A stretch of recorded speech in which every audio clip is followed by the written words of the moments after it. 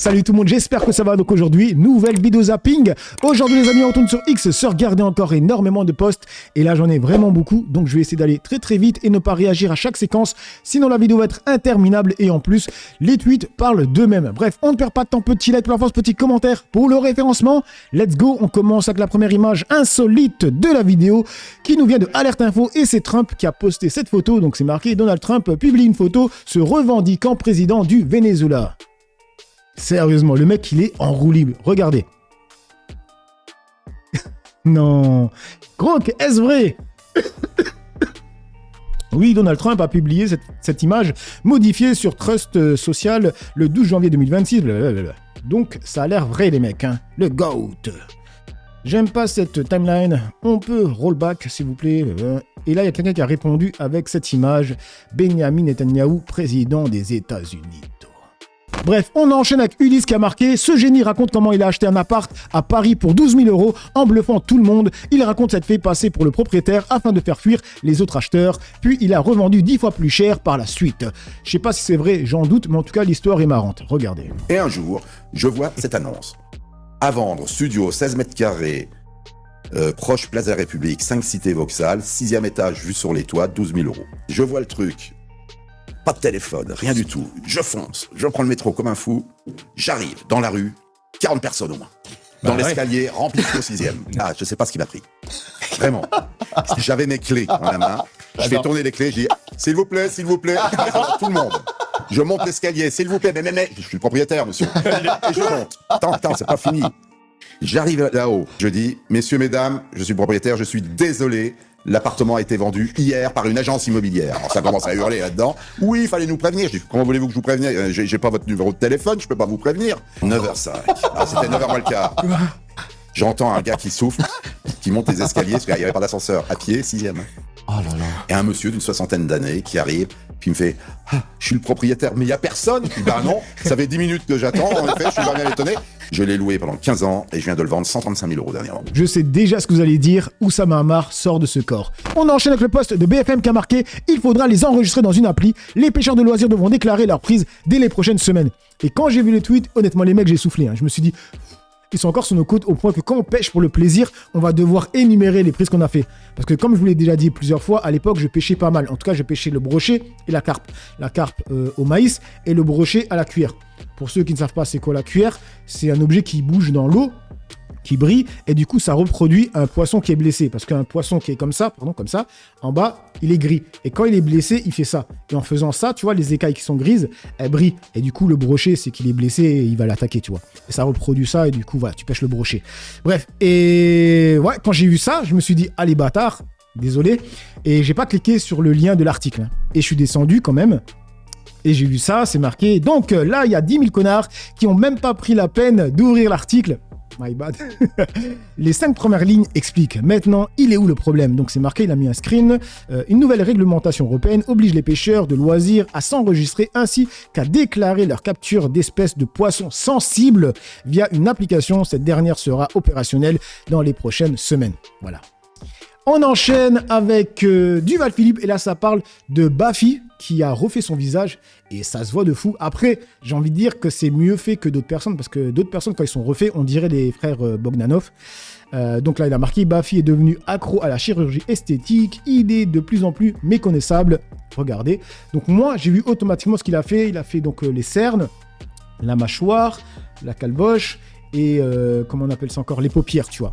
Il y a une personne qui lui a répondu. Il a fait quoi? Il a répondu à peu près tout.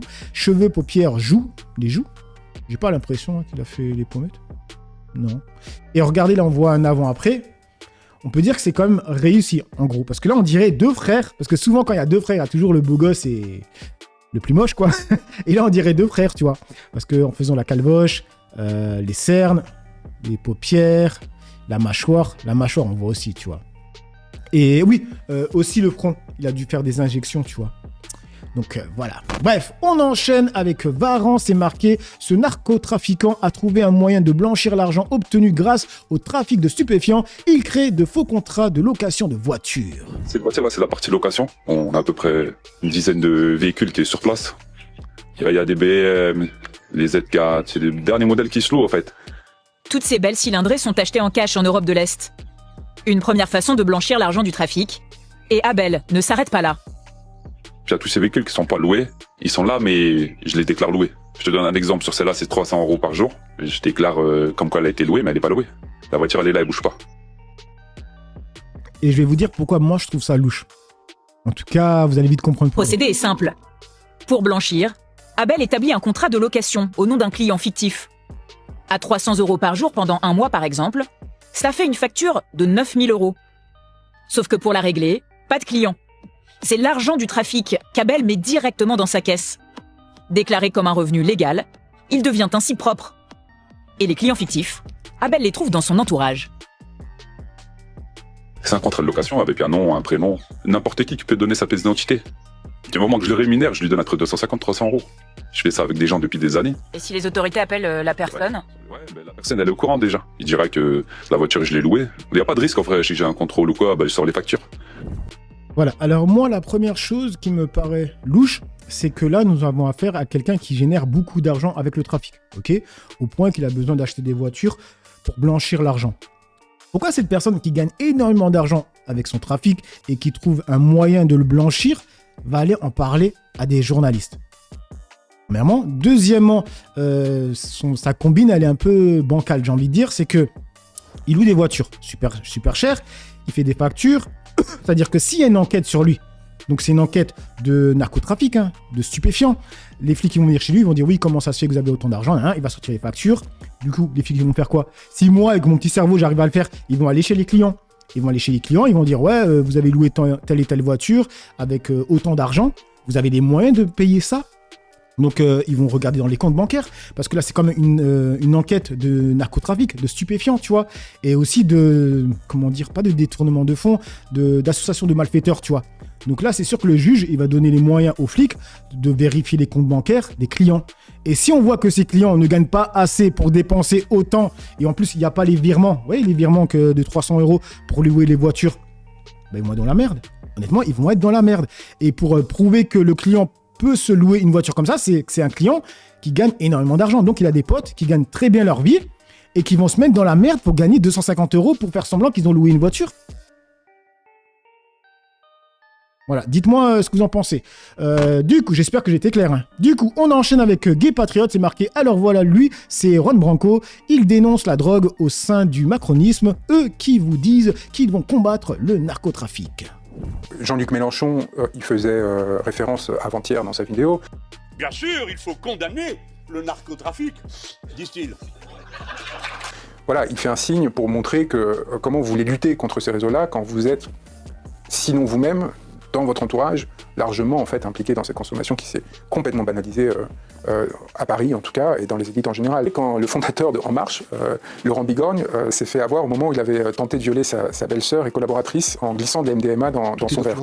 Sa belle-sœur a réussi à se dépêtrer de la situation en appelant parce qu'elle n'avait pas encore complètement perdu conscience. Elle a compris qu'il y avait quelque chose d'étrange, elle a réussi à sortir de l'appartement, à passer un coup de fil pour les policiers et ils l'ont arrêté en flagrance. Cet homme... J'en avais parlé de cette affaire. Je savais même pas que c'était sa belle-sœur, les mecs. Qui était le président de l'Institut Montaigne, qui est le plus grand think tank français, libéral, créé par en gros tous les patrons du CAC 40. C'est à son domicile qu'a été domicilié pour la première fois En Marche, donc le parti d'Emmanuel Macron, en 2015-2016. Donc quelqu'un qui est vraiment en une position structurante et structurelle de domination au sein de l'élite française, un passeur entre tous ces espaces, qui était déterminant dans la construction politique d'Emmanuel Macron, se fait arrêter avec énormément de drogue chez lui. Il va admettre qu'il consommait 4 à 5 grammes de cocaïne par jour. Par jour, 400 € en fait, par jour. Vous multipliez par 30 et vous comprenez que c'est pas son salaire à l'Institut Montaigne qui suffisait à le financer, à moins qu'il ait eu des prix de semi-gros à ce niveau-là. Et le Canard enchaîné racontait comment la préfecture s'est mobilisée pour le protéger, pour tenter d'éviter que ça soit su, pour ensuite le parquet, pour éviter qu'il y ait des poursuites pour tentative de viol, avec soumission chimique quand même, parce que c'était évidemment ce qui s'était passé. Et il a été condamné à une peine d'un peu moins d'un an, in fine, parce que ça en quelques semaines, rapidement, pour lui débarrasser du problème. Donc...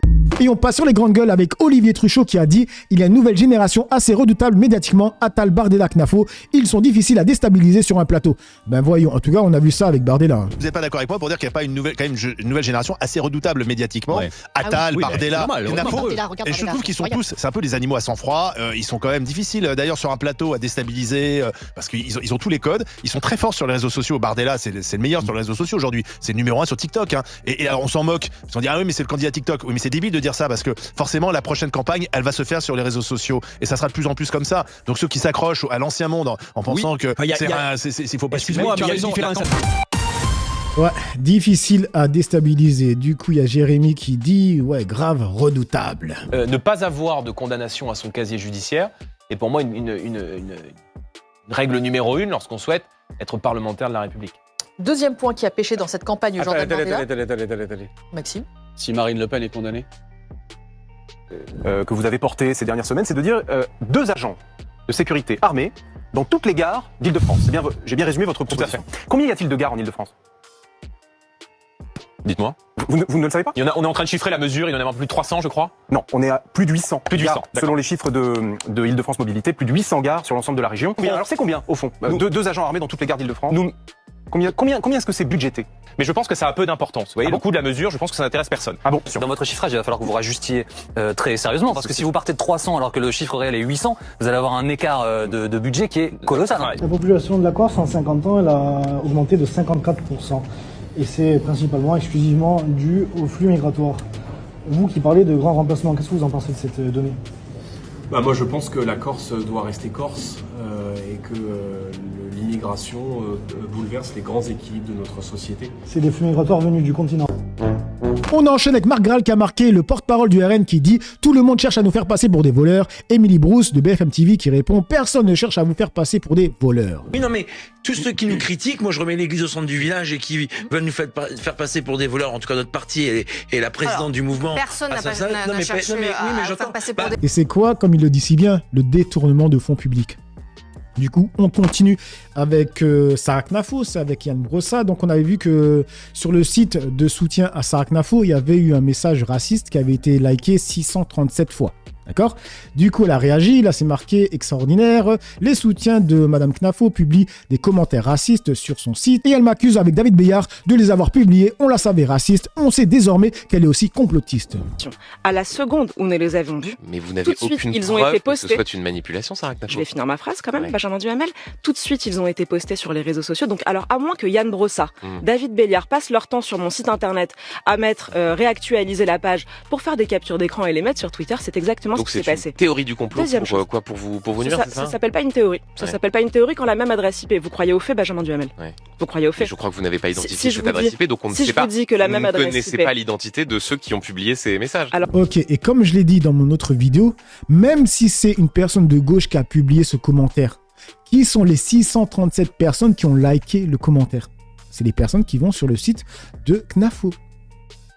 Donc c'est pas génial. Et on enchaîne avec ce post avec une vidéo de l'Humanité. Alors là, je vais pas lire ça parce qu'il y a que des insultes racistes. Et c'est marqué, ces messages ont été publiés sur un groupe Facebook privé intitulé Résistance Patriote, dont les membres incluant 6 élus du Rassemblement National, parmi lesquels les 3 députés Lionel, Philippe, Timothée, ainsi que les eurodéputés RN, Mélanie, Jean-Paul et Julie. Regardez. Après Sarah Knafo et son site là où il y a une personne qui a posté un commentaire raciste qui a été liké 637 fois, là nous avons donc une page Facebook du RN. Et après quand on dit que c'est des partis qui ont l'air d'être racistes, voilà quoi. Musulman de merde, race de merde, dégage sale un bon c'est du jus d'esclave, il fait chier ce gluon. C'est le genre de message parmi d'autres amabilités racistes. Ok, là je vais devoir mettre plein de bips. Antisémite ou homophobe, on peut lire sur le groupe Facebook Résistance Patriote, comme l'a révélé le site Les Jours mercredi. Un groupe dont sont membres 6 élus du Rassemblement National, les députés Lionel Tivoli, Philippe Lotio et Timothée Houssin, ainsi que 3 parlementaires européens, Mélanie Didier, Julie Rochagneau et Jean-Paul Garot. Ce dernier s'est défendu en expliquant ne pas cautionner et ne rien savoir de ces messages. Pourtant, au moment de l'inscription des élus d'extrême droite sur ce groupe Facebook, celui-ci se nommait Contre l'invasion migratoire et l'islam, ce qui déjà laissait peu de doute sur la teneur de son contenu. De plus, ce n'est pas la première fois que le RN se fait épingler pour les mêmes raisons. En juin dernier, Les Jours révélaient déjà la présence de nombreux élus du RN sur le groupe La France avec Jordan Bardella, rempli de publications haineuses. Ajoutez à cela d'autres révélations récentes, comme les publications antisémites et homophobes de la députée Caroline Parmentier dans le journal Présent, ou le directeur de cabinet de Jordan Bardella passé par Égalité et Réconciliation, le mouvement négationniste d'Alain Soral, et vous pourrez constater que le Rassemblement National n'a rien changé de son idéologie profonde. Voilà. Du coup, on enchaîne avec Elsie. C'est marqué « Cette femme turque dit être la fille de Donald Trump ». C'est le visage du jour de la matinale Elsie présentée par Claire Fournier. Le visage du jour, à présent, c'est celui d'une femme turque de 55 ans. Alors, à votre avis, pourquoi la voit-on à côté de Donald Trump et d'un document ? Parce que c'est une fan absolue de Donald Trump. Non, c'est pas ça. Non, c'est tout simplement parce qu'elle affirme être la fille biologique de Donald Trump. Elle s'appelle Nekla Osman, elle vit à Ankara et elle a saisi la justice turque pour obtenir un test ADN. Alors, son histoire est assez dingue. Selon elle, elle serait née en 1970. Elle aurait été élevée par monsieur et madame Osman, donc, dont elle porte le nom. Mais sa mère lui aurait révélé il y a peu qu'un échange de bébés avait eu lieu dans un hôpital d'Ankara vers 1970. Selon son récit, sa mère adoptive aurait accouché d'un bébé mort-né, tandis qu'une autre femme, identifiée seulement comme Sophia et de nationalité américaine, aurait confié son propre enfant à la famille Osman. Donc cette femme, elle aurait déclaré que le bébé était le fruit d'une relation avec Donald Trump. Nekla demande maintenant aux tribunaux turcs de reconnaître Trump comme son père et d'ordonner un test ADN, mais en l'absence de preuves, les autorités lui nient toute possibilité de réclamer ce test de paternité, d'autant qu'il faudrait déjà que Donald Trump accepte de s'y soumettre, ce qui paraît quand même hautement improbable. En tout cas, Nekla ne va pas abandonner si facilement, semble-t-il, puisqu'elle est dans une démarche pour faire appel. Ok, qu'est-ce que vous en pensez? Du coup, il y a une personne qui a dit « Tout le monde veut appeler Trump Daddy ». Elsie, télé poubelle. Du coup, on enchaîne avec l'expectateur, c'est marqué le streamer de jeux vidéo. Alors lui, comment il s'appelle? Skirose, suivi par 2,6 millions d'abonnés, déclare avoir vu un partenariat annulé à la suite d'un tweet exprimant son soutien à la cause palestinienne. Et là, on peut voir le tweet. En fait, il répondait à Nelly Kumpir-Nouari quand elle disait qu'il n'y avait pas de population innocente. Il a dit bombarder des enfants à longueur de journée, c'est pas immoral peut-être. C'est qui cette conne? C'est Nelly Kumpir-Nouari. J'avais fait le travail et tout, et dernièrement, on dit non, c'est annulé. Et apparemment, c'était à cause de tweets que j'ai fait en faveur de la Palestine. C'était il y a 2 ans, j'ai envie de dire. Au début, quand ça commençait. Et on enchaîne avec ce post de The News, et là, c'est avec le rabbin qui dit comme quoi l'église serait comme une PUTE. Écoutez. La Torah dit, à plusieurs fois, c'est bourré, qu'elle a la haine de l'idolâtrie. Et c'est écrit dans les Proverbes, il ne faut même pas s'approcher. L'idolâtrie comparée là-bas à une prostituée, on ne s'approche même pas de sa porte.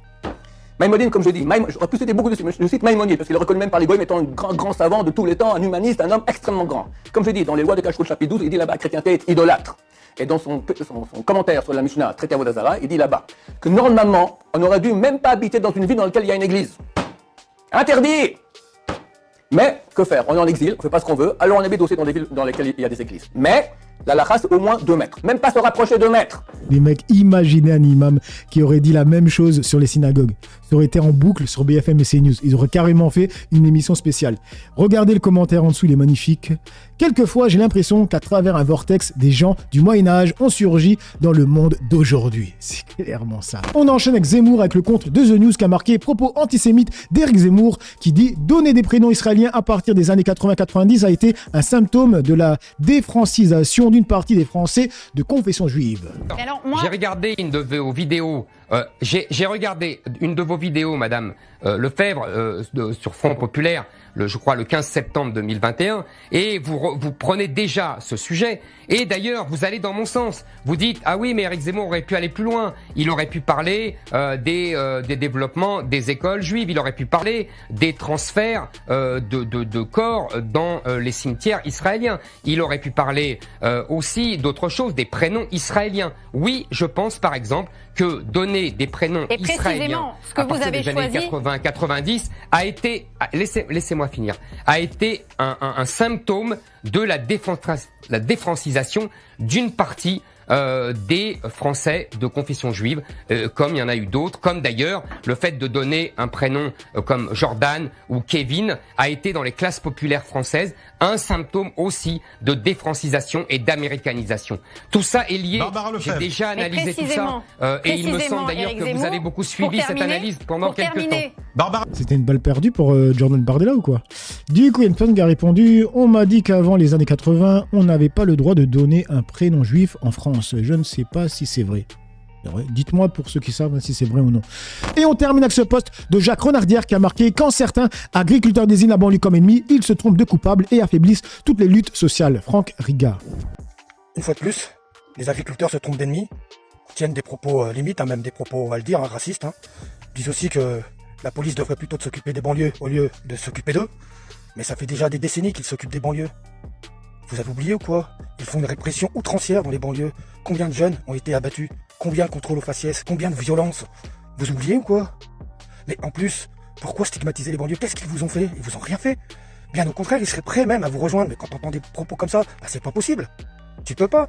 Vous les stigmatisez une fois de plus, au lieu de vous en prendre à vos vrais ennemis, hein, comme le gouvernement, la haute bourgeoisie, hein, toutes ces personnes qui vous étouffent. C'est pas la banlieue, c'est pas les jeunes de banlieue. Les gens de banlieue, ils travaillent comme les autres. Ils souffrent comme vous. Ils souffrent de la même chose, de la même persécution. À un moment donné, il faut quand même se reprendre hein, et cibler le vrai ennemi, pas se tromper. Et là, vous vous trompez. Comment voulez-vous qu'on vous soutienne? Du coup, que dit le peuple dans les commentaires? Le véritable responsable est à l'Élysée, mais c'est tellement plus facile de s'en prendre aux musulmans qu'ils aient des couilles et qu'ils aillent le chercher. Je vois ce genre d'agriculteurs dans ma région à l'Orne, ils sont nombreux et tous à la FNSEA. On a envie de leur dire démerdez-vous, mais on a de plus en plus d'agriculteurs de la Confédération paysanne qui ont des petites fermes et veulent faire du bon travail qu'on soutient. Dans les campagnes désertiques, ils votent RN. Bref, donc voilà les amis pour cette petite vidéo zapping réaction. Dites-moi ce que vous en pensez dans l'espace commentaire, dans la joie, la bonne humeur, sans insultes comme d'habitude. N'oubliez pas le petit like pour la force, petit commentaire pour le référencement. J'ai assez parlé pour le peu que j'ai parlé à vous décrire. Ciao tout le monde.